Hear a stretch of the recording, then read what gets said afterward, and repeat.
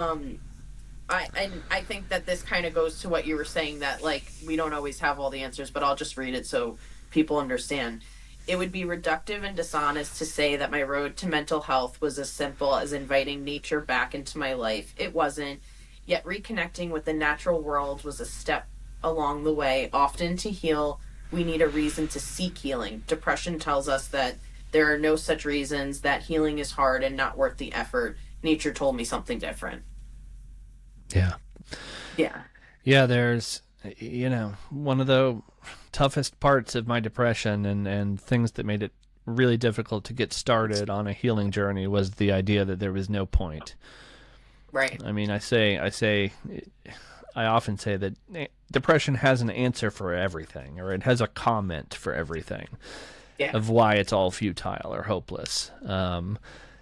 And when that kind of negativity becomes a defining factor in my life, nature really felt like a lifeline, because here was a thing that I didn't have to work at or apply logic to see the beauty of, or to feel a pull toward or a connection to.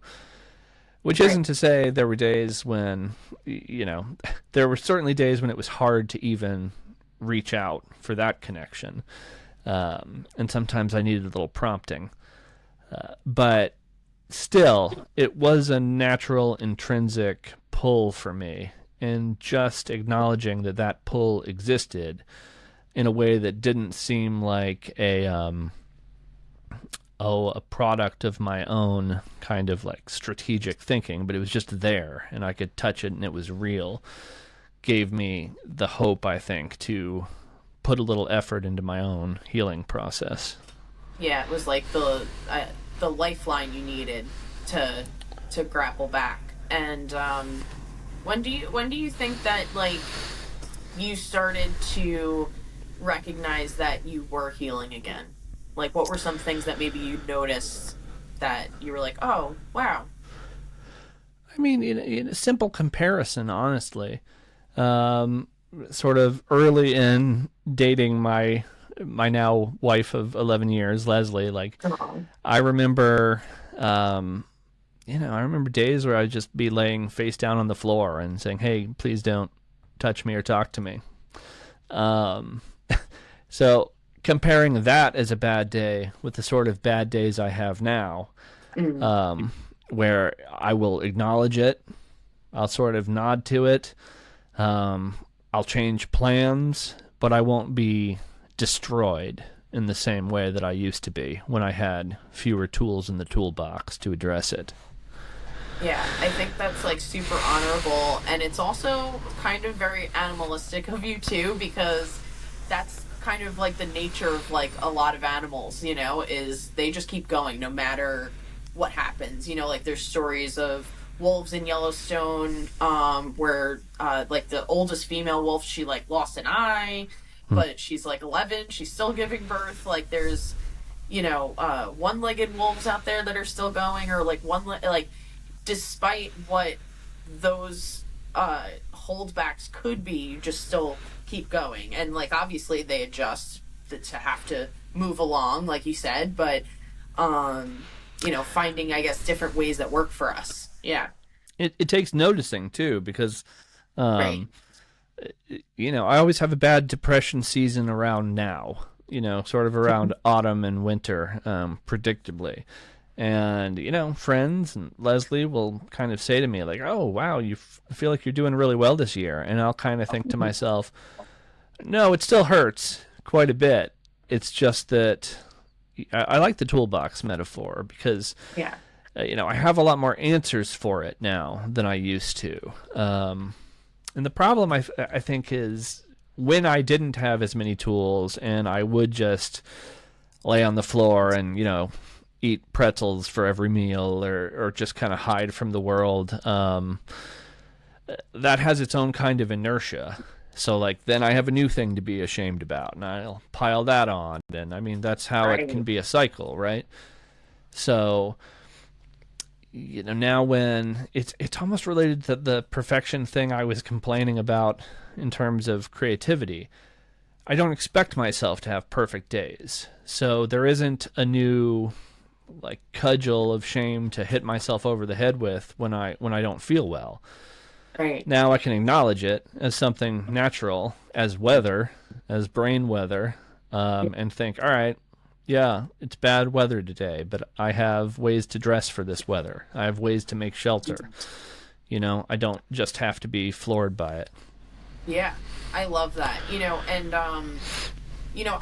for me too, like one trick that I've learned is I really like visualizing. I think that really helps me a lot. Like, I'm a creative, I'm an artist, so like drawing and all that stuff, visualization is very important. And a lot of times when I get very depressed or under the weather, like I feel it in my fingertips, and it like kind of like goes down my arms, and like I can really feel it. So it depends on the day, depends on like what I'm feeling, but like I'll just use an animal as like a metaphor.